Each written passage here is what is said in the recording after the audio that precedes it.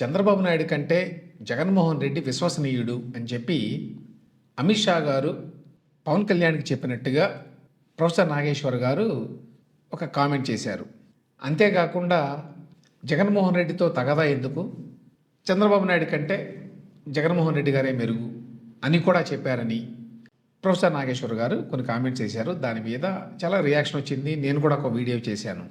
Professor Nageshwar గారి comments ఎందుకు నమ్మదగినవి కాదో, ఎందుకు అందులో లాజిక్ లేదో, ఎందుకు అమిత్ షా గారు అటువంటి కామెంట్స్ చేయడానికి అవకాశం లేదో అవన్నీ చాలామంది మాట్లాడారు, నేను కూడా మాట్లాడాను. అయితే ఇప్పుడు లేటెస్ట్ డెవలప్మెంట్ ఏంటంటే ప్రొఫెసర్ నాగేశ్వర్ గారు తన కామెంట్స్ని విత్డ్రా చేసుకున్నారు.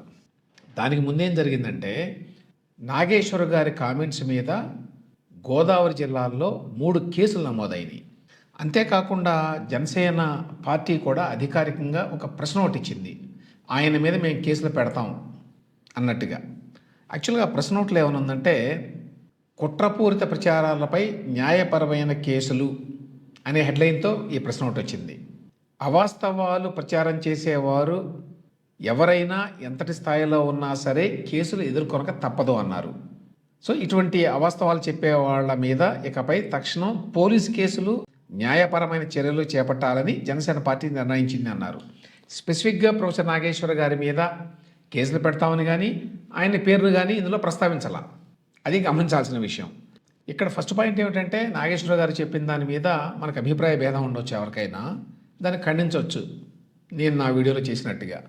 అయితే దాని మీద కేసులు పెట్టాల్సిన అవసరం లేదు. ఈ మధ్యకాలంలో ఈ కల్చర్ ఎక్కువైపోయింది. మనకి ఇష్టం లేని మాటలు ఎవరైనా మాట్లాడితే పోలీస్ స్టేషన్లో కేసు పెట్టడం.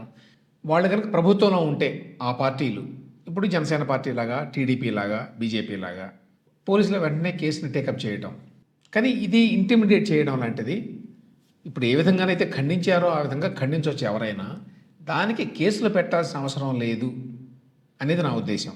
ఇక రెండోది, ప్రొఫెసర్ నాగేశ్వర్ గారు ఉపసంహరించుకుంటున్నాను అని చేసిన ప్రకటనలు ఏమన్నారో ఒకసారి విందాం. నాదన మన డిమాండ్ ఏంటి? నాగేశ్వర్ ఉపసంహరించుకోవాలి కదా, అంతేగా డిమాండ్.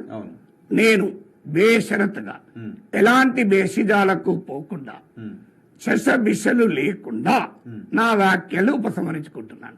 అయిపోయిందిగా చర్చ. ఇప్పుడు ఓపెన్ చెప్తున్నా కదా, నేను ఈ వ్యాఖ్యలు పూర్తిగా ఉపసంహరించుకుంటున్నాను. Forget whatever has been done. నాకెవరో రాంగ్ ఇన్ఫర్మేషన్ ఇస్తే నేను చెప్పాను, నేను వెరిఫై కొద్దిగా చేసుకోవాల్సి ఉండే అని అనుకొని నాదెళ్ల మనోహర్ పైన గౌరవంతో ఆయన సభాపతిగా ఉన్నప్పుడు నేను ఎమ్మెల్సీ, ఈ చర్చ డైవర్ట్ కావద్దు కనుక నేను ఉపసంహరించుకుంటున్నాను. సో అది నాగేశ్వర గారి ఉపసంహరణ ప్రకటన. ఏమన్నారు ఆయన? ఎటువంటి శశబిషలు లేకుండా ఉపసంహరించుకుంటున్నాను అనేది ఒకటైతే, రెండో పాయింట్ ఏంటంటే నాదెండ్ల గారి డిమాండ్ అటు ఇది ఉపసంహరించుకోవాలి అని. నాదెండ్ల మనోహర్ గారి డిమాండ్. ఆయన మీద గౌరవంతో, దాంతోపాటు నాకు ఎవరో చెప్తే నేను చెప్పాను, నేను క్రాస్ చెక్ చేసుకోలేదు అని కూడా అన్నారు.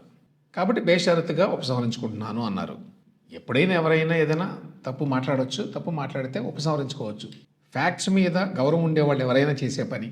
నేనైనా ఏదైనా పొరపాటున ఎప్పుడైనా ఏదైనా మాట్లాడితే దాన్ని కరెక్ట్ చేసుకోవడానికి సిద్ధంగా ఉంటాను.